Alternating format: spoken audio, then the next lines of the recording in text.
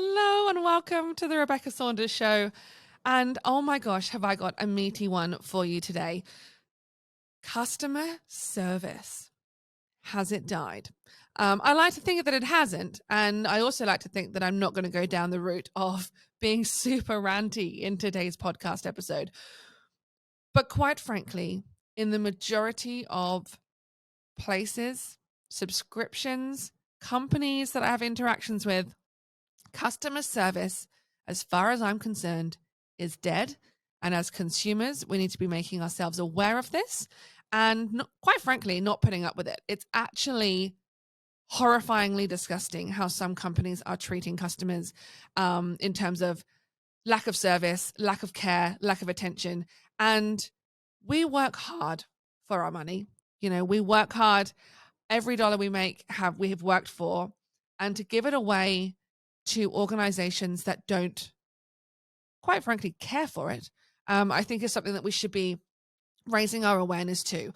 So, there's 3 or 4 examples that I want to share with you today that have really ground my gears. And I would be very keen on social media, if you come and DM me on Instagram and tell me your stories, to highlight this in a much more broader capacity, because I feel that we have all become extremely complacent in, oh, well, that's just how it is now. Because of COVID, that's just how it is now. We don't have the staff. And actually, that's the wrong way of looking at things. COVID is not the reason that you can't smile when your customers walk in the door. COVID is not the reason that you can't deliver stuff on time now, right? Like it is just it's a given blanket that people are accepting and companies are using to deliver us bad service. And if I'm being really honest, I have been canceling subscriptions left, right, and center. I have been very aware and acutely aware of the service I've been being given in supermarkets, in organizations, online with subscriptions. And if I am not getting the service that I deem the standard of service that you should be providing me as a customer, I'm not going to be shopping with you anymore. I'm not going to be spending my money with you anymore. I am not accepting the standard as, oh, that's just how it is. No, I want to be greeted with a smile. I want my emails to be answered. I want my inquiries to be solved, problems to be resolved in a timely manner. And I want the service that you're selling me and that I'm paying for. Like, I want that. That's not a big thing to ask for. And what got me down the route of talking about customer service and thinking about it has been 2 things. Number 1, I have on my vision board in front of me a big VIP sign. For me this year, I'm all about feeling like a VIP at some point, if not all the time, every day. Little things, micro things, all the way through to big things, all the way through to interactions with organizations. And I will deep dive into that in another podcast episode coming up in the next couple of weeks called Live the Standard Live the Standard and Be the Standard, right? Living and being a VIP. And no, I'm not talking bougie, expensive, spending hundreds or thousands of dollars on things to get fancy experiences. I'm talking, I want you to smile when I walk into your store. And if you don't smile and acknowledge me as a customer, I'm not going to buy it from you. So the principles are there. So being and feeling like a VIP is number 1. And then the second thing got me thinking was a recent podcast that I've listened to from Simon Sinek with a guy called Will Guidara. He's an American restaurateur based in New York City. And during this podcast, he shared the story of how he decided to become the number 1 restaurant in the industry by not focusing on traditional methods in terms of the food, but by focusing on the service and the human desire to be cared for, right? The human desire to be cared for. And he used the words, he chose to be unreasonable in his pursuit of this. And underpinning all of this, the podcast was titled Unreasonable Hospitality, and that has got me thinking on a whole new level. What are we being unreasonable about in our lives and in our businesses to ensure that we get our needs met and that we are cared for? So start thinking about that now, my friend. What are the things that you are just happily putting up with because that's the way it is, right? No, no more. This is not okay. We are spending hard-earned money on products and services that are giving us crappy customer service when things go wrong or when the service that they've sold us doesn't get delivered. So here's a few examples that have happened to me in just the last few weeks alone, right? There is a big retail store that I have purchased furniture from a number of times. I placed an order for furniture, a bed to be exact, and some other stuff, Christmas bedding, to be delivered to my house prior to Christmas. I made this order in November, about the 24th of November, and I scheduled it for delivery on the 20th, 21st. I can't remember the exact date. I got a choice of delivery options. I picked that one. Now, on the day of delivery, I hadn't received a text message to say what time this delivery was going to be arriving. And so I called up and I was assured that delivery was coming and that I would receive the text message shortly. Long story short, several calls later, about 3:30 in the afternoon, they say to me, "Oh, yeah, that delivery is being cancelled." I'm sorry, what do you mean cancelled? Just cancelled out of the blue. Yeah, we're not delivering it to you now. We don't have any drivers coming your way this side of Christmas, so it'll now be a January delivery. Well, that's not helpful for me, is it? Having ordered a bed in November for December for my guests to sleep on while they're here with all the fancy Christmas bedding that I, added to the basket because it was Christmas and I was feeling festive. That debacle about getting that bed delivered has gone on for months. It has only just been delivered a week ago, and we're recording this in February. It took 3 months to get the delivery that I requested back in November. No apologies at all in the process. And as part of the delivery process, I had no other alternative other than to pick deluxe delivery. Deluxe delivery. Okay. Deluxe delivery is, and this is the words on their website, paraphrased, coming in, bringing the products in, setting up the furniture, and taking away the rubbish. The delivery drivers came in, plonked the boxes upside down, I might add, because the arrows for their direction were pointing downwards, and left. And so I reached out to the organization and I said, "Hi, just letting you know that, this delivery has been anything but deluxe. And I'd really like a refund on it, actually." And the response back, because I've got all these support tickets, which support tickets are the biggest bugbear of my life right now. Support tickets, and I'm talking to multiple people about this process. Not one person seems to be reading the above correspondence. And the response back to me was, "Well, we can refund part of the delivery because it wasn't put together right, but obviously it was still delivered." And my mind just boggles. I have spent $300 on delivery of this product because that is my only time and only option for delivery. And it's been delivered late. It has been not assembled, and it has been not acknowledged or apologized for at all by either the delivery company or the organization. To make matters worse in this whole situation, as these things are happening, Christmas has been and gone, and everything I ordered full price at Christmas, which I hadn't yet received in my hands, has now been put in the Christmas sale. Go figure. I am not a happy bunny about that, and I can't be the only one in that boat, right? So I now know what shops I'm not going to be shopping at, which is kind of annoying because it was a really good store. And the lady in the actual physical store that I go to when I'm back in Sydney is phenomenal. So yes, I may buy something from the store physically, but will I be ordering furniture again from that organization? Absolutely not. And I have not had an issue like this before, and it's only recently that these things are happening. So I'm very surprised by that. And so my standard is, no, if you can't respond to me in the right way, if you can't at least acknowledge the problem and the issue that has arisen due to lack of care and service on your part, I do not want to be giving you thousands of dollars for furniture as just a number. I just don't want to feel that way anymore. We can do better. And just as that started, there's an online conferencing tool, which we all know and love, and I've been a big advocate for over the last 3 years in terms of live streaming. been paying a very big subscription on that, a business license for 10 licenses when there is just me that uses the platform. So I downgraded. I downgraded to the lower platform. I asked the question, will I still have HD recording capability when I downgrade? Because I don't need these 10 licenses and I'm spending a lot of money. Again, $300 a month on $300 seems to be the round number for this. I'm spending $300 a month on a subscription that I'm only using 1/10 of. Oh, yeah, well, let's definitely downgrade you was the conversation that I had on the phone because I was at that level of subscription. Then I got phone support, ticked all the boxes, made sure that all worked. And then as soon as I downgraded, I lost the phone support and none of the things that I had been assured would carried over.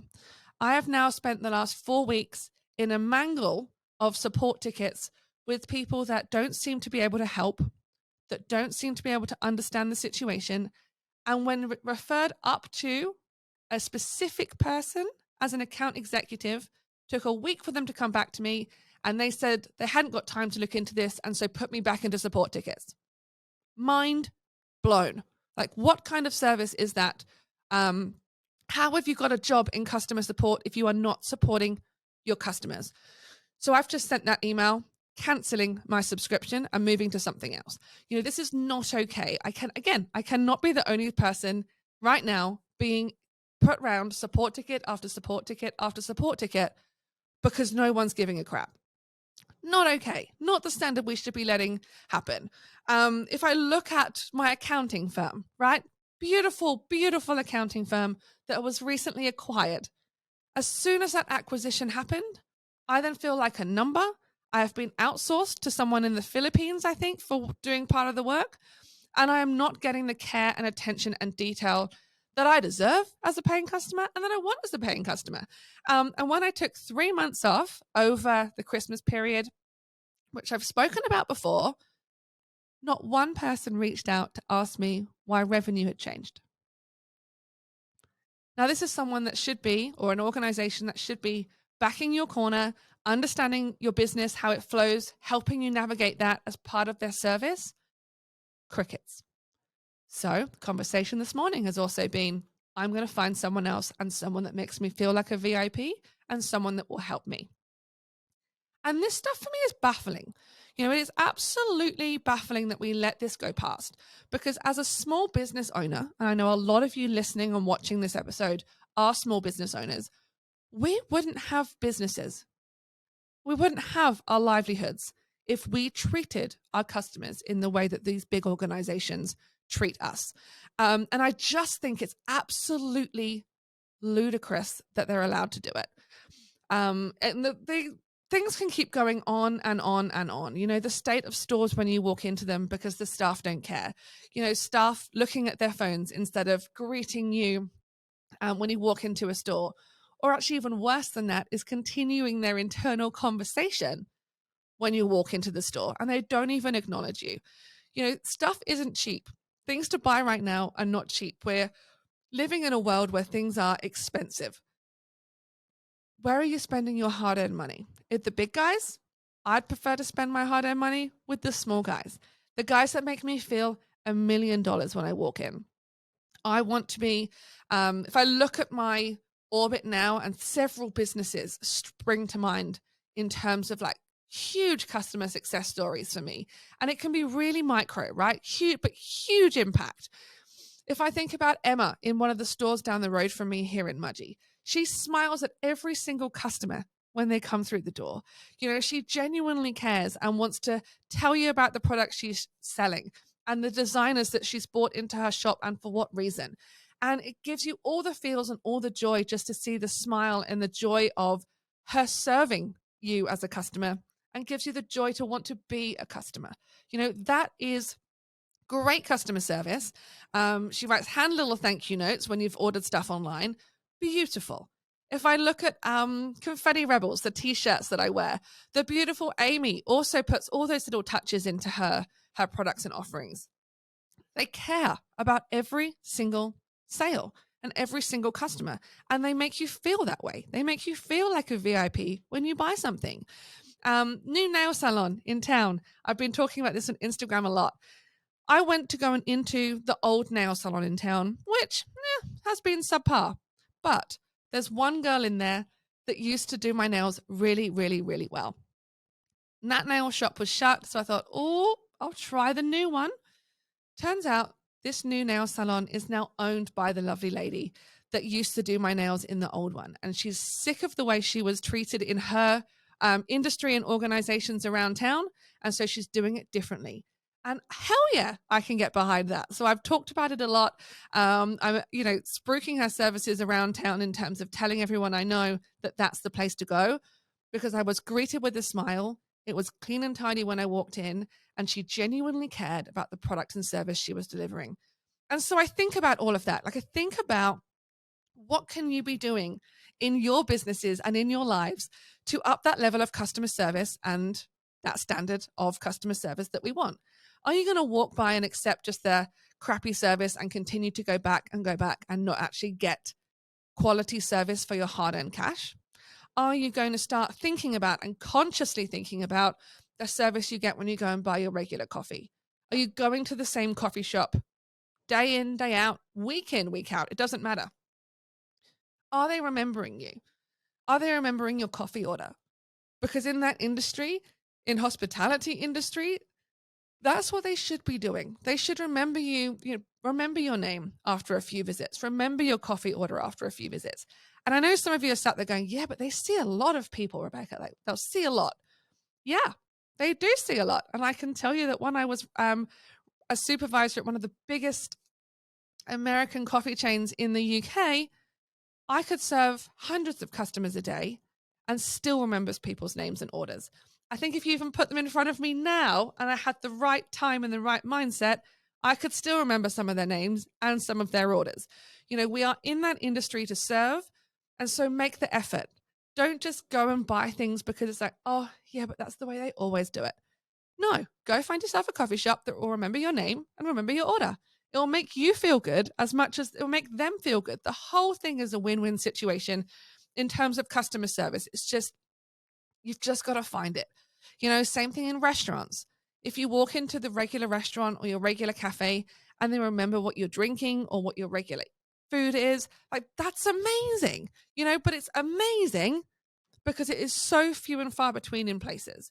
And so what I want to start thinking about, and what I'm making a huge focus for myself this year, is how do I make my service to myself, to my clients, to my community members, how do I give them the VIP experience? How do I give them the wow factor? And you know what? It's actually going to take micro things for me to stand out in my industry. Micro things. What can you be doing in your space, in your industry right now to change the culture of customer service, to bring it back into its heyday of smiles when people walk in, or genuine care when you send an email? It's not just transactional.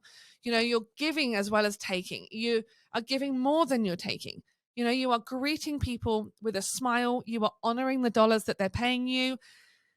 You are writing them a handwritten note. You're sending them a text message just to say, I'm thinking of you. What are those things that you can do? Really small, simple, mostly free things that you can do that will make a huge impact on the customers and the services, the customer service that you're doing, the customers that are buying from you, to make them raving fans, not resentful customers. We don't want resentful customers. We want raving fans. So what are those things you can do? So there are things you can do in your business, right? In your life, what are the things you can do? Same principles can apply. And I will be talking way more in depth about how I make my life VIP every single day in the next solo episode coming out. Because there are things you can do that don't cost the earth, that make you feel $1 million. And I tell you, when you're feeling $1 million and you've got a smile on your face, the ripple effect of that is absolutely phenomenal moving forward and in your orbit. So we'll come to that in another episode. And then start thinking about the stores that you shop in. Are you getting the service that you deserve? Are you having to push yourself through self-service checkouts? They're a pain in the ass, right? Self-service checkouts. Oh, yeah. Check out your whole trolley without a conveyor belt to put your shopping on or a space to put the finished products. Mind-blowingly weird. frustrating for absolutely every customer. But do you think they're changing it? No, because not enough of us are standing there going, no, open the checkout. I want to be served by a human. What are the things that you're just walking by and accepting as that's the way it is, instead of pushing for and fighting for the customer service that you deserve?